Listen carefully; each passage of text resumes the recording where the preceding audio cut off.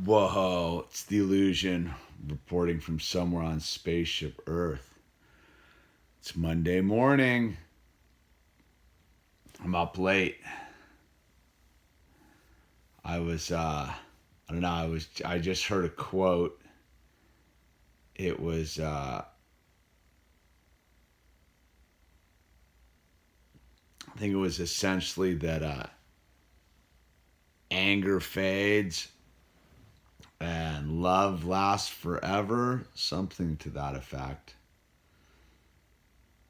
It struck me as a truth in that sense of like what love really is, because love's not infatuation or some temporary state of being. It's a more long-term reality. And anger anger, right, is sort of this temporary state of discomfort. So here we are, it's Monday. We got to get fired up for the week. I'm pretty optimistic about this week. This weekend I just had was one of those very strange experiences where it was very difficult yet very successful in that sense of and the success came from weathering the storm of chaos that was this weekend and not getting into conflict about it. It's very interesting when you realize how important the small family structure really is to the overall reality we're all experiencing. It's I'm one of those people that I can get very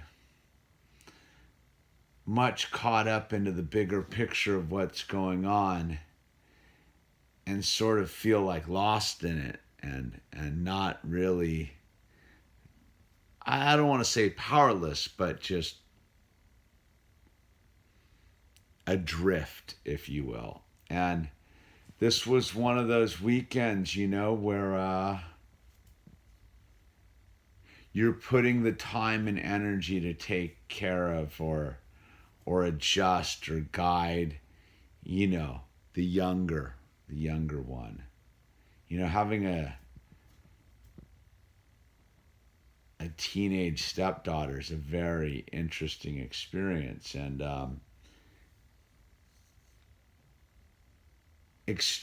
extraordinary people don't really fit into the paradigm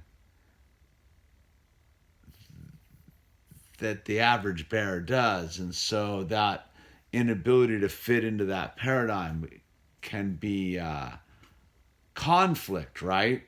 Can be disharmony, can be tension, can be disruption, can be all these very heavy, energy taxing realities. And it's almost like that energy can become like parasitic. It grows and expands. And if you cannot join that energy, if you can kind of let it flow past you like the wind, you can go in and help such an interesting word, has such meaning, but guide a young human being through the storm. But the deal is not to get into adult power struggles about it, So you have this situation where a lot of it is just sitting in this space occupied by other people and allowing it to be uncomfortable, allowing there to be an uneasiness, a dysfunction and allowing it to take its course and not fighting it and staying unified with the rest. You know, it's family, man. It's yeah, I get why everyone cuts out. Yeah, it's hard, man. So, you know, I come into a Monday very optimistic because this weekend was so hard. It was why family's important. A father, a mother, children, two different perspectives. You know, it's very interesting. I get why it's all so confused nowadays. It's a man's perspective is very different to a woman's perspective, but you need both of these perspectives to help raise another human being. And it's very interesting that a human being that's young and that you're guiding into adulthood who's a female needs a man or a father, if you will, to fulfill various aspects of that role that a mother just can't fill, and vice versa with Owl, you know, with our son. It can't all just be boundaries and structure. There needs to be the nurturing and but when you get into this thing, it's the balance comes into to allowing each adult to fulfill their role as a parent, allowing a mother to be a mother and a father to be a father, because right, these children need both. That's why this broken home thing is such a disaster on the reality of the world, man. Is they're trying to move, but that's what makes a community, right? Like the community needs these little structures to be strong and working within themselves. But you know, and then within those little small structures are the individual people that have to deal with themselves, right?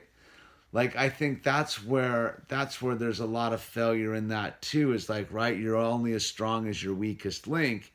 And if you yourself are the weakest link, so you're the first link that you have to make strong in this whole thing is yourself. I think that's coming into Monday. You know, it's the Magic Mental Monday message. I haven't done one of these in a while. Is again, it's as we look at this thing where they're trying to say, you know, you had the big march about the state of the earth and the earth's gonna die and blah blah blah and chaos and the whole thing. And maybe it is, maybe it isn't. I don't know. I don't go there because I have to be optimistic in myself, because I am the either the strongest link or the weakest link in all of this experience here on Spaceship Earth, with all the experience in my family, with all the experience in my community,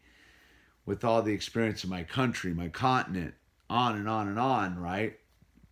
So I have to be able to gather the truth and figure out what it is inside of me that needs to be dealt with, right? And that's, you know, where I've been sharing a lot about my journey with God. This weekend was a very powerful weekend where I was allowing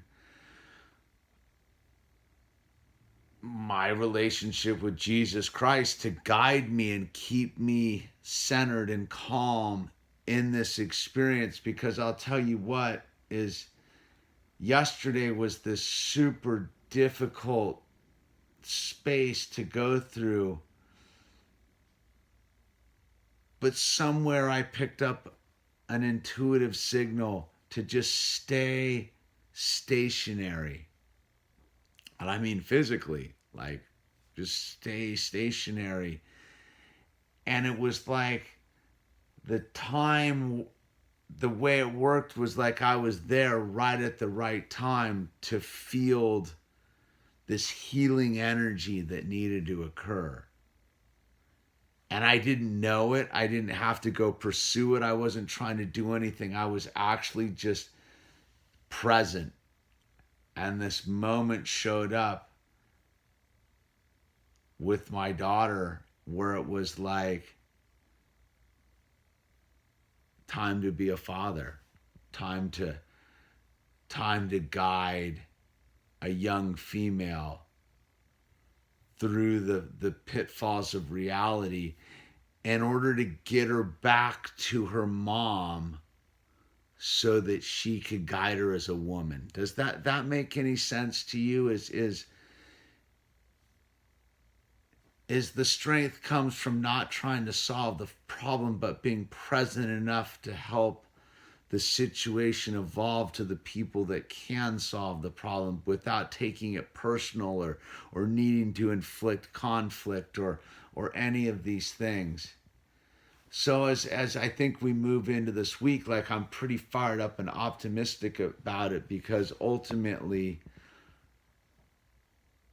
I saw a huge victory for like humanity this weekend, and just the space I occupied with my daughter, who's having a very difficult time in a particular space in her life, where a weaker family structure would turn inward into conflict. So I can look at the beauty of the last year and a half as me and my wife are super like solid. So we're like this solid platform that can like absorb this energy, and the energy is so very, very intense.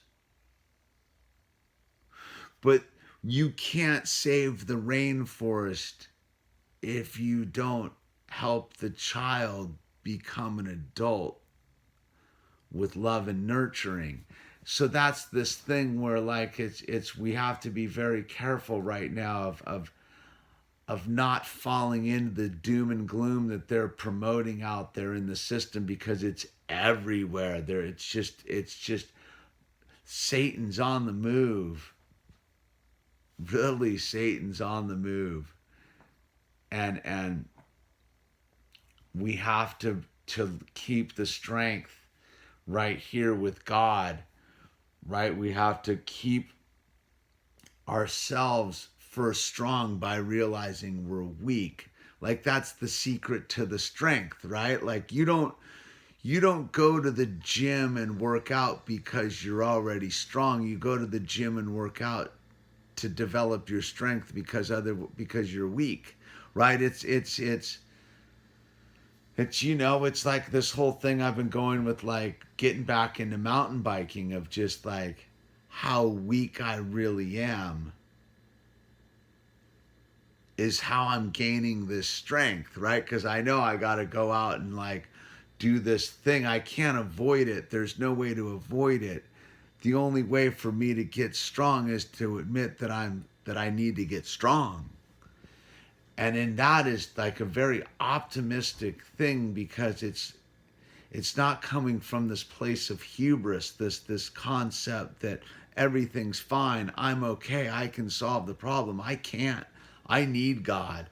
I need God in every second of my life to help me realize my radical potential as a human being, to be present for these moments that you would miss if you were being distracted by getting involved with all the other stuff, right? Like, I want to heal the rainforest or the old growth forest or the water supply or the disease or whatever it is. And yet, if I get so preoccupied with that and I miss this opportunity to be part of the healing of this young human being, it's all for naught, right? It's very interesting how being present in the moment is how we're going to solve all these problems.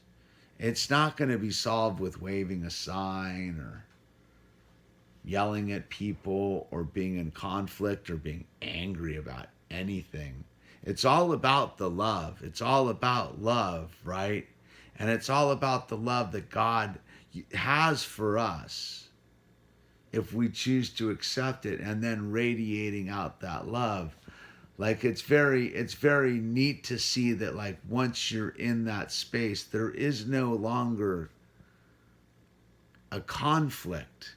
I mean, there's chaos going all over and all sorts of conflict within that chaos. But within your own personal space, when you're no longer in conflict with the thing, the life, the world, the reality, whatever you want to call it, when you're at peace, you're able to begin to calm the conflicts in your localized field, which will make your community stronger, and that will stop all this energy that's being taken away, that's requiring all this like destructive force to be maintained. Because from what I can tell, the whole thing that's causing the conflict is a vampire feeding on an energy, and the energy is conflict. But the conflict has to be freely given in order for that vampire to work on it. But once you're at peace, the vampire can't take anything from you. And now you're healing the world. It's the ripple effect.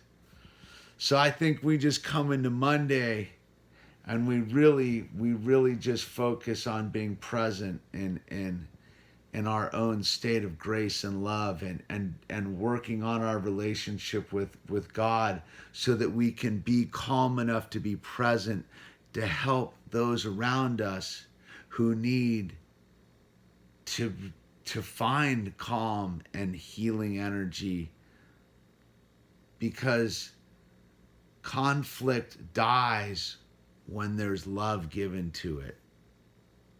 I'm really seeing that on a localized level. Yeah, you can get all crazy about, like, you can't stop a war with love, but maybe you can if the first war you stop is with all the people in your immediate reality, and you stop inflicting the anger and the conflict of a world gone mad on the people you love, and you begin to heal them by healing yourself and realizing that you're actually okay, that you can change. That's what I'm thinking about here in the middle of the night or early Monday morning. So let's get out there, man. Let's use those name tags. Links down below if you want to support this channel. There's some art you can buy. I think there's still some t-shirts and coffee cups left. PayPal links down below if you want to make a cash donation, which is greatly appreciated. A mailing address if you want to send us some correspondence or some envelopes or some Legos, as the case may be. Either way, just use the name tags. Be kind to yourself first so that you can be kind to other people around you. All right, this is The Illusion. I'm out.